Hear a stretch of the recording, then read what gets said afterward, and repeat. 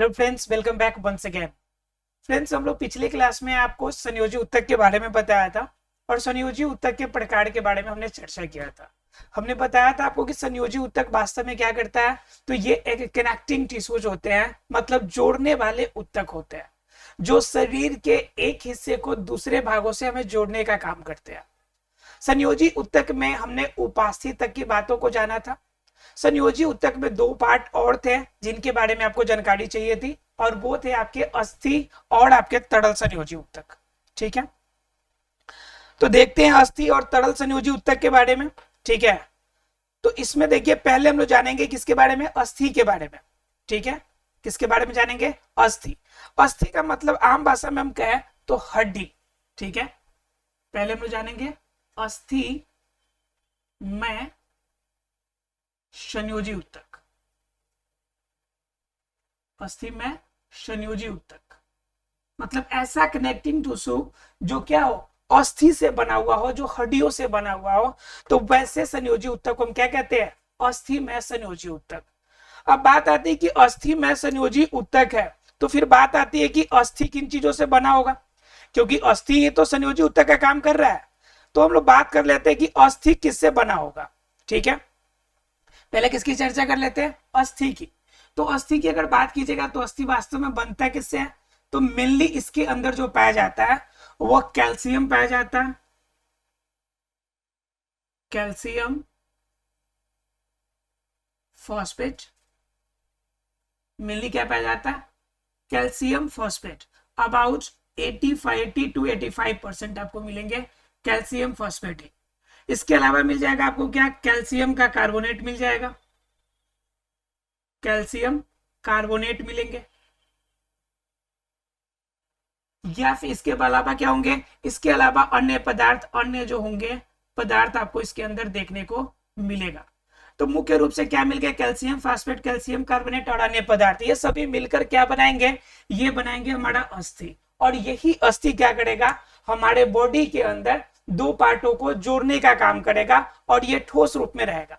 मैंने बताया था कल की अस्थि का ही एक छोटा भाई, बिल्कुल छोटा टुकड़ा होता है जिसे हम लोग उपास्थि कहते हैं। तो उपास्थि वास्तव में हमारे बॉडी के अंदर जनरली क्या करता है, जोड़ों पे काम करता है, या फिर पतली पतली जैसे कान की है, नाक की है। तो इन जगह पे जो मुलायम हड्डी है वह उपास्थि के फॉर्म में काम करता है। लेकिन जो बॉडी के अंदर हार्ड बोन है, जो कठोर आवरण है, पूरी बॉडी का कंकाल तंत्र है, वह कंकाल तंत्र किससे बना होगा, अस्थि से। और अस्थि में मेनली क्या मिलेंगे, कैल्शियम फॉस्फेट, कैल्शियम कार्बोनेट और इनसे रिलेटेड अन्य पदार्थ आपको इसमें शामिल मिल होगा। क्लियर है आप लोगों को। अब बात यह आती है कि अस्थि में संयोजी उत्तक जब इतना ज्यादा मजबूती देगा, हमारे शरीर में कनेक्टिंग का काम करेगा, तो ये कितने प्रकार के होते हैं। तो अस्थि में संयोजी की बात करें, अर्थात की अस्थियों की बात करें, तो अस्थि भी दो तरह के मिलेंगे हमें। ठीक है, कैसा मिलेगा, एक तो मिलेगा आपका कॉम्पैक्ट, एक कैसा मिलेगा, कॉम्पैक्ट। मतलब कॉम्पैक्ट का मतलब क्या, जो बिल्कुल कड़ा हो, बिल्कुल कसा हुआ, जिनके अंदर लचीलापन नहीं हो, मतलब बिल्कुल हार्ड बॉन्ड में हो, बिल्कुल कॉम्पैक्ट हो। ठीक है, और दूसरा होता है आपका स्पॉन्जी। दूसरा कैसा होगा आपका, स्पॉन्जी। क्लियर है, अर्थात कि एक तो होगा कॉम्पैक्ट, बिल्कुल पैक होगा, और एक होगा स्पंजी। दोनों में क्या होगी, इन दोनों में जो कोशिकाएं पाई जाएंगी, दोनों में कोशिकाएं जो होती है उनके बीच, कोशिकाएं होती है उनके बीच क्या मिलेंगे, हमें रंध्र देखने को मिलेगा, रंध्र मिलेगा। क्लियर है, लेकिन रंध्र मिलेगा भी तो कॉम्पैक्ट वाला जो होगा इनमें कम रंध्र मिलेगा, कम रंध्र होगा। लेकिन क्या होगा, स्पॉन्जी जो होगा इनमें रंध्र जो होंगे बड़े होंगे, रंध्र बड़ा होगा। क्लियर है आप लोग को, मतलब क्या, कम रंध्र और इसमें रंध्र जो होगा बड़ा होगा, मतलब छोटे रंध्र और बड़े रंध्र की बात है। उसके बाद क्या होगी कि स्पंजी जो होगा इनकी नलियां पतली पतली होंगी, नली पतली होंगी, और इनकी नली अपेक्षाकृत थोड़ी सी मोटी होगी। नलिकाएं जो होंगी, नली या जो नलिका होंगी वो पतली होंगी, लेकिन क्या इनकी अपेक्षा कम, अर्थात स्पंजी की अपेक्षा कम कॉम्पैक्ट में। क्लियर है? मतलब क्या कि यह दोनों फॉर्म जो होगा आपका क्या करेगा, एक दूसरे को जोड़कर तब यह हड्डी बनाएगा। ठीक है, जैसे मान लीजिए कि हम यहाँ पे फोटो बनाते हैं, मान लीजिए कि ये हड्डी का स्ट्रक्चर बनेगा आपका।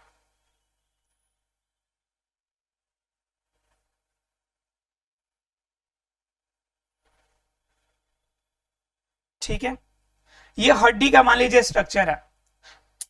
तो इसका जो बीच वाला भाग है आपका, ये वाला जो साइड वाला हिस्सा है, ये हमारा क्या हो गया, ये हमारा हो जाएगा कॉम्पैक्ट, कॉम्पैक्ट अस्थि हो जाएगा।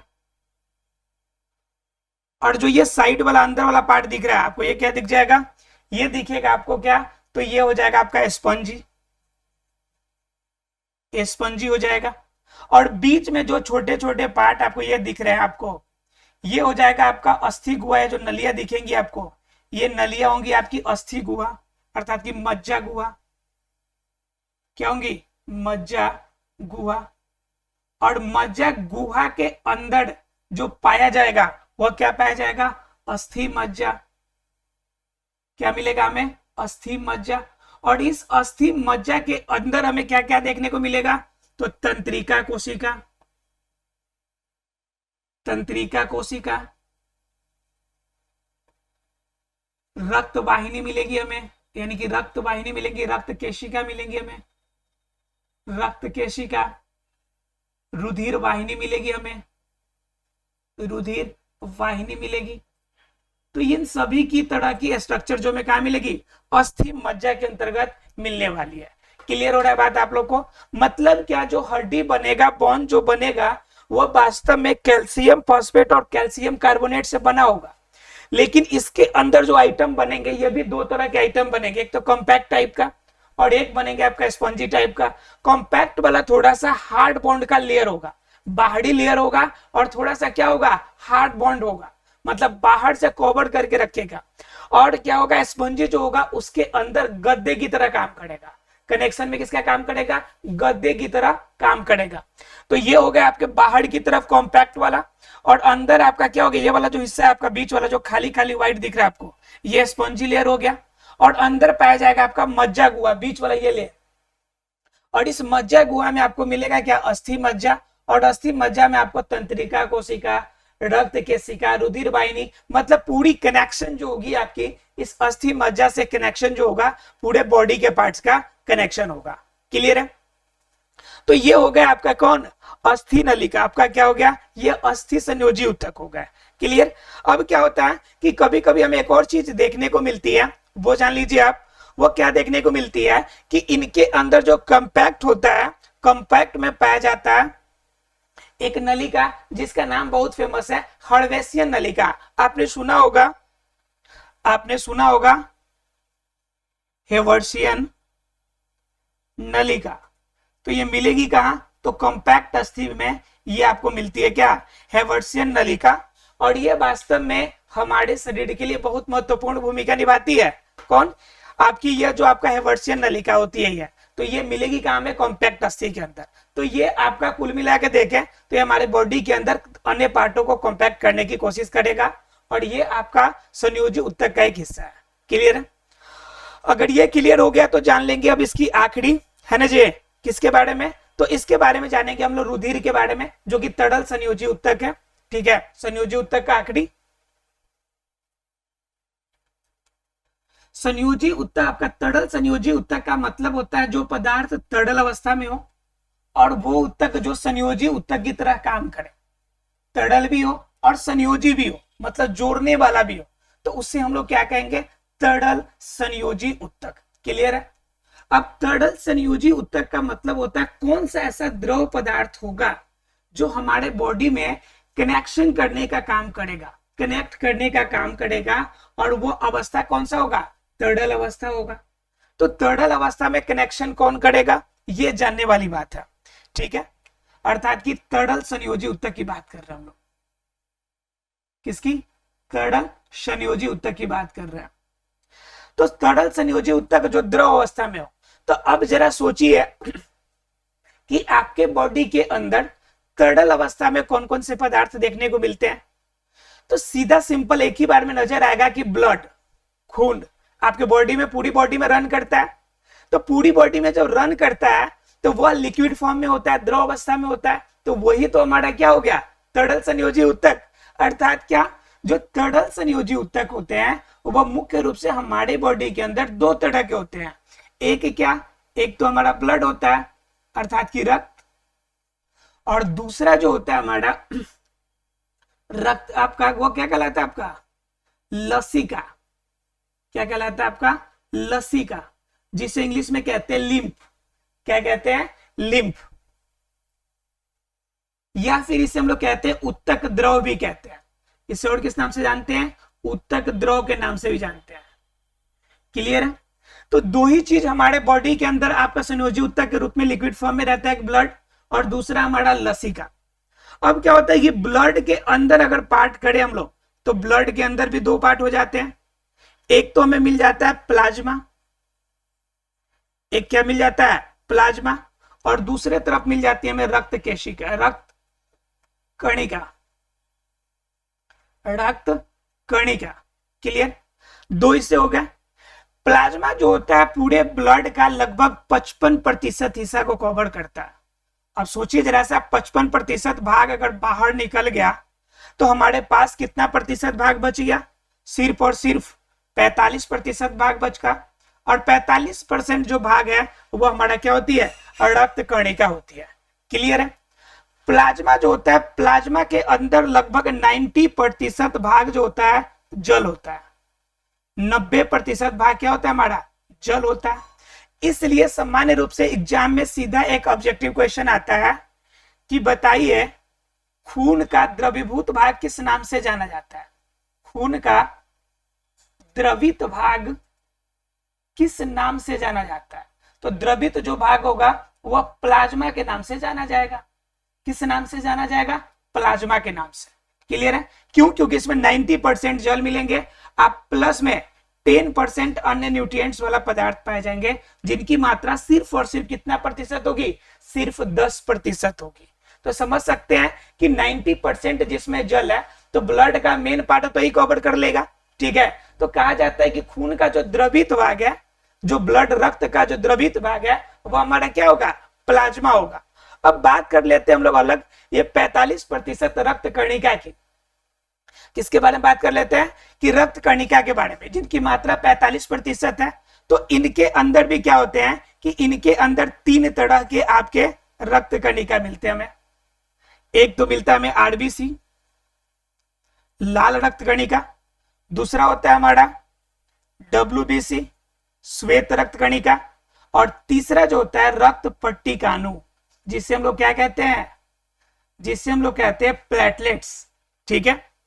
आरबीसी, डब्ल्यूबीसी और पट्टिकाणु अर्थात की प्लेटलेट्स।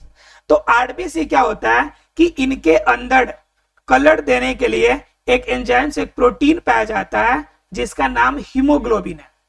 जिसका नाम क्या है, हीमोग्लोबिन है। और इसमें आयरन की मात्रा होती है। किसकी मात्रा होती है, आयरन की। और इनका रोल मेन क्या होता है कि बॉडी के अंदर कार्बन डाइऑक्साइड को शरीर से बाहर निकालना और ऑक्सीजन को सभी कोशिकाओं तक पहुंचाना, यह दोनों इसका मेन रोल होता है। जिनके बॉडी के अंदर अगर आरबीसी की कमी हो गई तो हम सीधा शब्दों में कहते हैं कि उनके शरीर के अंदर खून की कमी हो गई। अगर आरबीसी की कमी हो गई तो उस रोग को हम कहते हैं अरक्तता। आरबीसी की कमी हो गई तो हम उसे क्या कहते हैं, अरक्तता कहते हैं। और ऐसा कंडीशन में जब होगा तब आपके बॉडी के अंदर आरबीसी काउंट घट जाती है। मतलब क्या, आरबीसी की संख्या आपके बॉडी में घटेगी तब जाके आपका अरक्तता नामक रोग होगा। क्लियर है। उसके बाद क्या हो गया कि अब आरबीसी तो हो गया कि भाई इसके अंदर आयरन की मात्रा होगी, लोहा की मात्रा होगी, तब आपके बॉडी के अंदर क्या होगा, ब्लड सर्कुलेशन प्रॉपर चलेगा, सांसें आप प्रॉपर ले पाएंगे, शरीर के अंदर एनर्जी बनी रहेगी। खून की कमी होगी, कमजोरी फील होगी या अलग अलग तरह की समस्या उत्पन्न होगी, तो उसके लिए क्या चाहिए, आरबीसी चाहिए। क्लियर है। उसके बाद बात आती है डब्ल्यूबीसी की। तो डब्ल्यूबीसी का मतलब होता है श्वेत रक्त कणिका। और श्वेत रक्त कणिका आपके बॉडी के अंदर क्या करेगा, यह आपके बॉडी के अंदर प्रतिरक्षा शक्ति को बढ़ाता है। क्या बढ़ाता है भाई, प्रतिरक्षा शक्ति को बढ़ाता है। प्रतिरक्षा शक्ति को बढ़ाता है। क्यों? क्योंकि इनके अंदर हमें क्या मिलेगा, इसके अंदर हमें देखने को मिलेगा लिम्फोसाइट, क्या मिलेगा हमें, लिम्फोसाइट्स, और क्या मिलेगा इसके अंदर, इसके अंदर हमें देखने को मिलेगा स्नोफिल, न्यूट्रोफिल, स्नोफिल्स, न्यूट्रोफिल्स।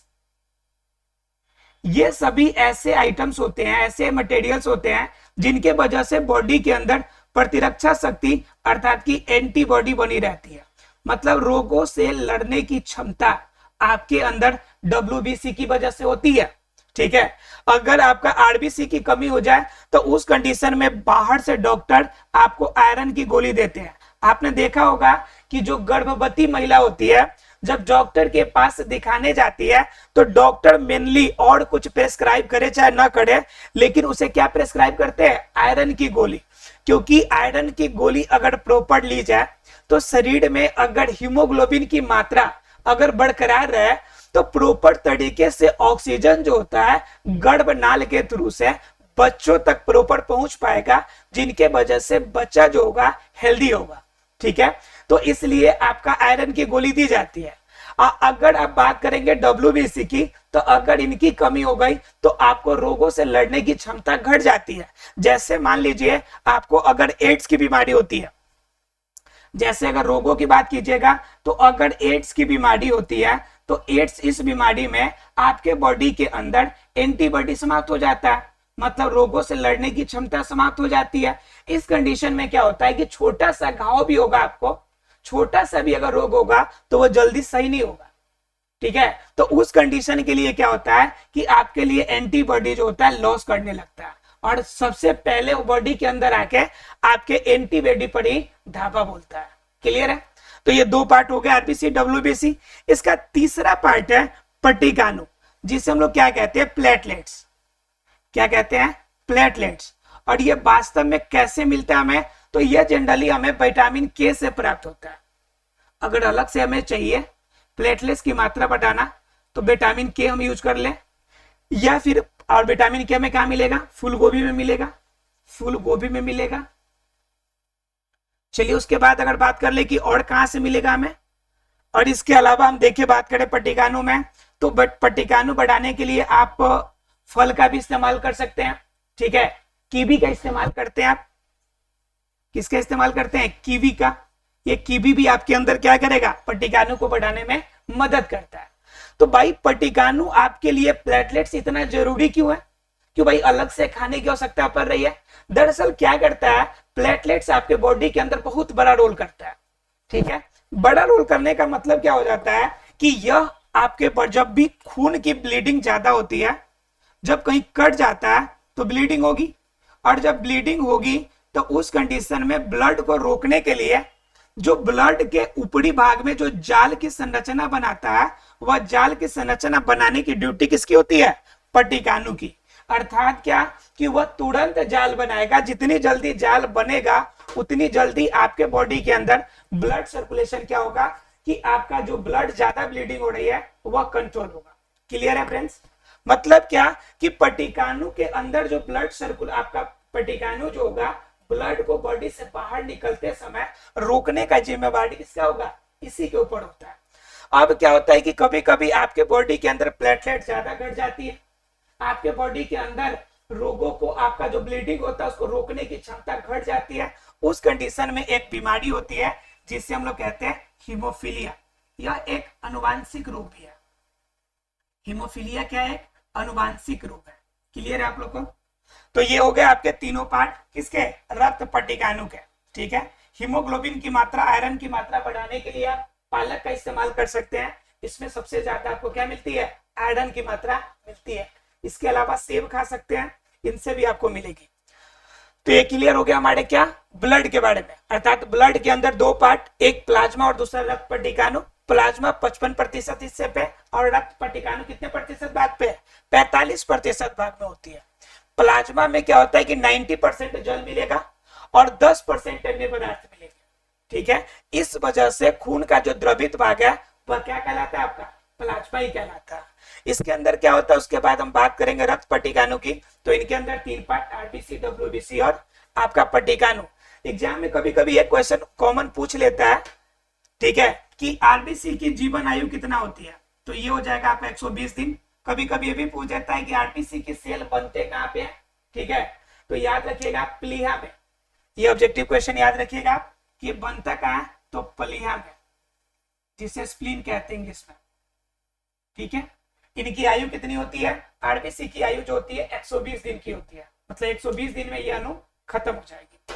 क्लियर है आप लोग को ये? तो ये थे हमारे ब्लड। अब जानना हम लोग को लसिका के बारे में। किसके बारे में जानना है? लसिका के बारे में।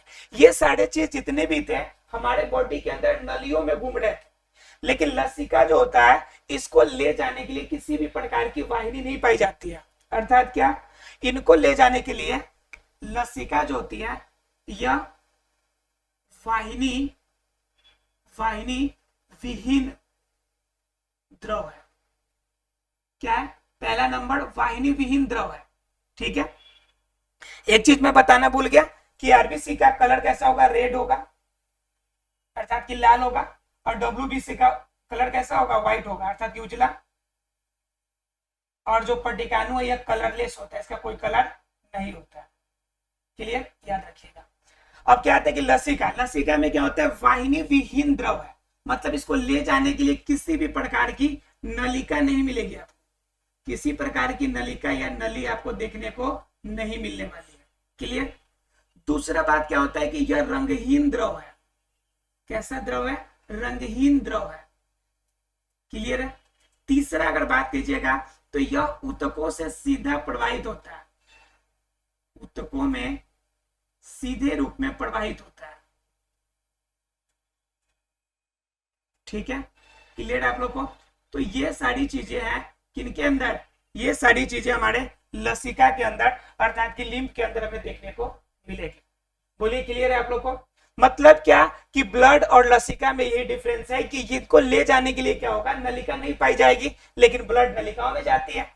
यह क्या होगा, रंगहीन होगा, इनका कोई कलर नहीं होगा, कलरलेस होगा, लेकिन इसको ले जाने के लिए क्या होते हैं, स्पेशल कलर होते हैं। आरबीसी रेड में, आपका डब्ल्यूबीसी व्हाइट में, और प्लेटलेट जो होगा वो आपका क्या होगा, कलरलेस होगा। उसके बाद क्या, यह ऊतकों में सीधे रूप में बहती है, लेकिन इनको ले जाने के लिए क्या होता है, इनको ले जाने के लिए प्रॉपर आपका नली पाई जाती है, धमनी और सीरा, उसके माध्यम से पूरे बॉडी में क्या करता है, मूव करता है। क्लियर है आप लोग को? बोलिए। अगर क्लियर है तो देखते हैं हम लोग इसके बारे में आगे। तो ये हमारे थे संयोजी ऊतक और तरल संयोजी ऊतक और आपका अस्थि, ये दोनों हमारा क्लियर हो गया। अब हम लोग को क्या जानना है, अब हम लोग को जानना है पेशी ऊतक के बारे में, ठीक है। पेशी ऊतक के बारे में जानना है कि हमारे बॉडी के अंदर पेशियां अर्थात मसल्स कितने तरह के होते हैं और ये मसल्स कितने रूप में आपके कार्य करते हैं, इनके बारे में हमें जानना है। चलिए देखते हैं। देखिए इसके अंदर हम देखेंगे किसके बारे में, पेशी ऊतक के बारे में। तो पेशी ऊतक हमारा क्या है, पेशी ऊतक, पेशी के ऊतक का मतलब क्या, जो हमारे बॉडी के अंदर मसल्स पाए जाते हैं, ठीक है, मतलब जिनके अंदर मांसपेशियां पाई जाती, पेशी पाई जाती है, वह भी आपका किस रूप में काम करता है आपके बॉडी के अंदर, उनके बारे में आपको जानना है। तो पेशी ऊतक अगर बात की जाए तो मुख्य रूप से आपको कितने प्रकार की पाई जाती हैं, तो ये 3 प्रकार की मुख्य रूप से पाई जाती है, ठीक है। कौन कौन? एक होती है अनैच्छिक गति वाली, अनैच्छिक गति करने वाली पेशी, एक होती है आपकी ऐच्छिक गति करने वाली पेशी,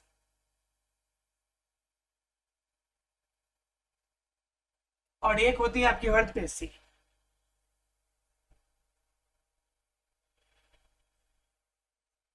मतलब जो आपके बॉडी के हार्ट में पाया जाता है वो हार्ट पेशी। क्लियर है?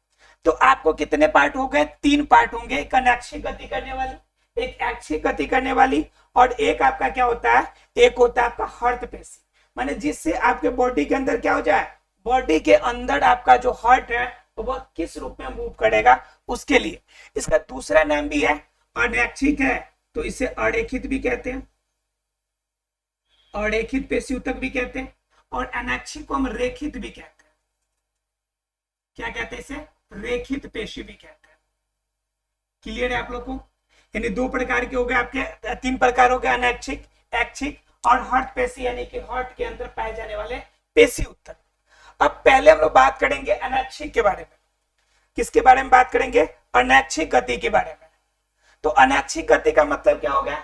जो आपके इच्छा के अनुकूल काम नहीं करता है।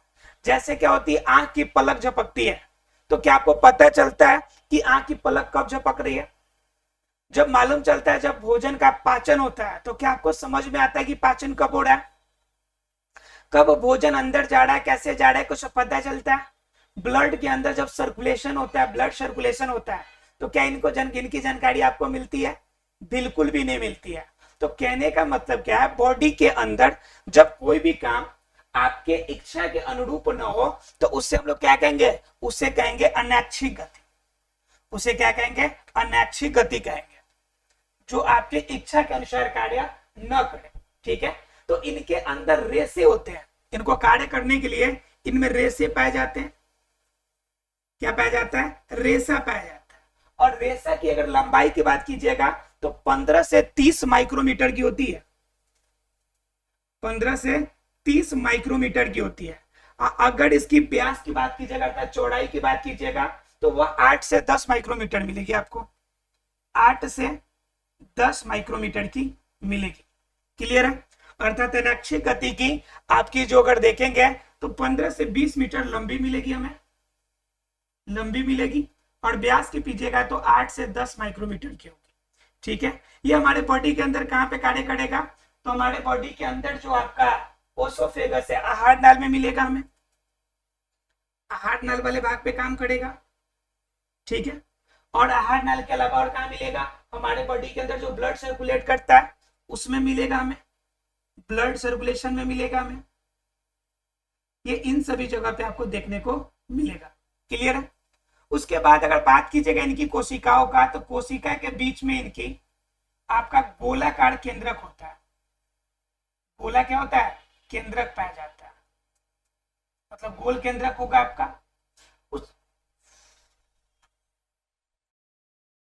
तो क्या होगा इसमें? आपका ये गोला केंद्रक होता है, और गोला केंद्रक के चारों तरफ, ये जो केंद्रक होगा, केंद्रक के चारों तरफ जो ये द्रव पाए जाएंगे, जिसको कहा जाता है सार्कोप्लाज्म।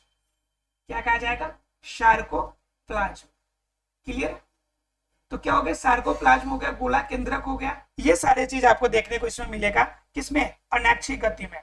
यह ब्लड सर्कुलेशन आहार नाल में, या इसके अलावा अमाशय के अंदर जो क्रमाकुंचन होता है ना, जो क्रमाकुंचन की क्रिया होती है, यह भी क्रमाकुंचन की क्रिया किस कैटेगरी में आएगी? अनैच्छिक गति में। मतलब वो सारी क्रियाएं जो बॉडी के अंदर हो रही है, लेकिन आप उसे फील नहीं कर पा रहे, वो सारी क्रियाएं क्या कहलाएंगी? अनैच्छिक क्रिया के अंतर्गत आएंगी, शामिल होंगी। क्लियर है आप लोग को? अब देखिए उसके आगे की बात अगर देखते हैं, तो आगे की बात हमारा क्या करता है कि ऐच्छिक गति की बात करता है। किसके बारे में? ऐच्छिक गति के बारे में। तो ऐच्छिक गति के अंतर्गत को क्या आएगा आपका कि वैसी क्रिया है जो आपके इच्छा के अनुसार हो, जो आपके इच्छा के अनुसार हो, इच्छा के अनुसार हो। क्लियर?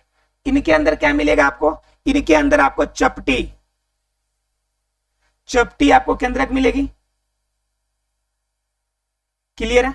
इसके अंदर रेसा मिलेगा, और रेसा की अगर लंबाई कीजिएगा तो लंबाई 1 माइक्रोमीटर से लेके आपका लगभग 40 माइक्रोमीटर तक देखने को मिलेगा। अगर रेसा की अगर व्यास की बात कीजिएगा, अगर इसके रेसा के व्यास की बात कीजिएगा तो ये कितना से देखने को मिलेगा? ये देखने को मिलेगा 30 से 80 माइक्रोमीटर तक का। 30 माइक्रोमीटर से 80 माइक्रोमीटर तक का इसका व्यास देखने को मिलेगा। क्लियर है? ये जो इनके अंदर रेसा जो फाइबर होता है ना, इस रेसा के ऊपर भी आपका क्या होता है? लेयर पाए जाते हैं। ठीक है, और जो पूरा कॉम्पैक्ट आपका जो अनैच्छिक गति करने वाला जो रेखित पेशी है, उनके ऊपर एक लेयर होता है जिसे हम लोग सार्कोलेमा कहते हैं। देखिए ध्यान से, समझिए जरा से इसका फोटो।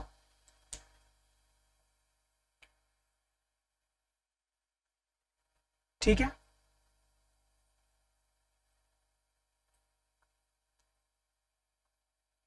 ये हो गया आपका क्या? ऐच्छिक गति वाला लेयर। ठीक है, ये सबसे बाहर वाला पार्ट जो है, ऊपर वाला, ये हमारा हो गया सार्कोलेमा। क्या हो गया? सार्कोलेमा। ठीक है, बीच वाला ये हिस्सा हो गया हमारा केंद्रक, ठीक है। इसके अंदर ये सभी हो गया हमारे डार्क पार्ट, ठीक है, डार्क पार्ट हो गया हमारा। उसके बाद हम बात कर लेते हैं कि उसके अंदर क्या होगा, जो रेशा होगा, ध्यान समझिएगा, ये रेशा होगा, ये रेशा है, और इस रेशा के ऊपर, इस रेशा के ऊपर एक लेयर होगी जिसे हम कहते हैं इंडोमाइसियम, इंडोमाइसियम, क्लियर है। अब क्या होगी, रेशा जो मिलेगी वह 2-3 रेशा आपस में मिलकर फेविक्विल बनाएगी। ये रेशा है, ये भी रेशा है, ये भी रेशा है, ये सभी मिलकर क्या बना ली, फेविक्विल बना ली। इन सभी के ऊपर बाहर वाला कवर है, और सब मिला के एक बाहर वाला कवर होगा, मेन कवर, जो पूरा एक साथ जो स्ट्रक्चर मिल गया, इसे हम कहते हैं फेविक्विल। क्या कहते हैं इसे, फेविक्विल, ठीक है। अब फेविक्विल के जो बाहर जो कवर होगा, इसे कहेंगे मेसोमाइसियम, मेसोमाइसियम, क्लियर। अब क्या होगा कि फेविक्विल का गठबंधन होगा, बहुत सारे फेविक्विल एक साथ मिलेंगे, एक फेविक्विल, दूसरा ये वाला हो गया, दूसरा ए फेविक्विल हो गया, इसके ऊपर कवर है आपका, इसके ऊपर भी कवर है आपका। तो ये फेविक्विल के अब 2-3 फेविक्विल बन गए, अब दोनों तीनों फेविक्विल मिलकर बाहरी कवर बनाए, इन सब का पूरा का एक बाहरी कवर, ऐसे बाहरी लेयर बना। तो बाहरी लेयर बना तो क्या हो गया, ये आपका मेसोमाइसियम था और यहाँ पे इंडोमाइसियम था, ठीक है। अब यहाँ पे क्या है, मेसोमाइसियम, इंडोमाइसियम, और एक होता है आपका, एक और होता है आपका जिसे हम कहते हैं इंडोमाइसियम। इसे क्या कहेंगे, इंडोमाइसियम, इंडोमाइसियम। तो ये हो गया आपका, एक और होता है उसका नाम, उसे हम लोग कहते हैं पेरीमाइसियम, उसे क्या कहते हैं हम लोग, पेरीमाइसियम, पेरीमाइसियम। तो 3 लेयर मिलेंगे, मेसोमाइसियम, पेरीमाइसियम और इंडोमाइसियम, क्लियर है। इन 3 लेयरों को मिलाकर हमारा क्या बनेगा, पूरा का पूरा हमारा रेखित पेशी बनेगा। सबसे ऊपर इसका सार्कोलेमा होगा जो इसको कवर करके रखेगा, और बीच में यहाँ पे जो आपका डार्क पार्ट है, यह आपका घना घना जो पार्ट मिलेगा, इसे हम कहेंगे सार्कोप्लाज्म। क्या कहेंगे इसे, सार्कोप्लाज्म कहेंगे, ठीक है। और ये जो अंदर वाला रेशा मिलेगा, रेशा के ऊपर एंडोमाइसियम, उसके बाद फेविक्विल, उसके ऊपर मेसोमाइसियम, और पूरा के ऊपर जो कवर होगा पेरीमाइसियम। यह कंप्लीट स्ट्रक्चर बन के तैयार किसका हो गया हमारा, यह जो लेयर बना, यह हमारा ऐच्छिक गति करने वाली ऐच्छिक पेशी का फोटो बन के तैयार हो गया। क्लियर है आप लोग को? अगर क्लियर है तो लास्ट जान लीजिए इसका कौन सा, इसका आखिरी है आपका हर्ट पेशी, यानी जिनसे आपके बॉडी के अंदर हार्ट बीट काम करेगा, ठीक है। तो हार्ट पेशी के अंदर क्या करेगी कि इसके अंदर लेयर ही एक अलग होता है, सबसे हट के लेयर होगा, इनकी जो लंबाई होगी, इनके अंदर जो रेशा होगा, इस रेशा की लंबाई जो होगी, इनके अंदर रेशा पाया जाएगा, और रेशा की जो लंबाई की अगर बात कीजिएगा तो 60 से 80 माइक्रोमीटर की लंबाई होगी। अगर व्यास की बात कीजिएगा तो व्यास लगभग कितना मिलेगा इसके अंदर, इसके अंदर मिलेगा व्यास 10 से 20 माइक्रोमीटर की, 10 से 20 माइक्रोमीटर की, क्लियर है। इनका रोल क्या होगा, हृदय की आपकी जो संकुचन होना और फैलना, इनमें मदद करेगा। हालांकि जो हार्ट पेशी है, जो हार्ट वाला पेशी है, ये एक प्रकार का अनैच्छिक गति है, लेकिन इसके अंदर 2 ही काम होता है कि संकुचन, संकुचन और दूसरा क्या आपका प्रसरण, संकुचन और प्रसरण, 2 ही काम इसके अंदर होता है, इसलिए इनका पेशी जो होगा थोड़ा सा अलग हो जाता है, क्लियर है। तो इस तरह से हमारा पेशी ऊतक था। आशा फ्रेंड्स पेशी ऊतक आपको क्लियर हो गया होगा। कल हम लोग जानेंगे तंत्रिका ऊतक के बारे में, उसके बाद अंग अंग तंत्र के बारे में जानकर, और हम लोग क्या करेंगे, जीवों की आपका इंडिविजुअल बारे में जानना शुरू करेंगे, क्योंकि एग्जाम में एक जीव के बारे में आपका क्वेश्चन पूछेगा जिनका स्ट्रक्चर के साथ पूरी बॉडी का स्ट्रक्चर बनाना पड़ेगा। जैसे आपसे केचुआ का पूछ ले, ज्यादातर एग्जाम में केचुआ का आता है, प्रीवियस ईयर क्वेश्चन आप देख सकते हैं, अर्थवर्म के स्ट्रक्चर के साथ उनके बॉडी पार्ट्स को दिखाना होता है। मिलते हैं अगले क्लास में, तब तक के लिए thank you very much friends.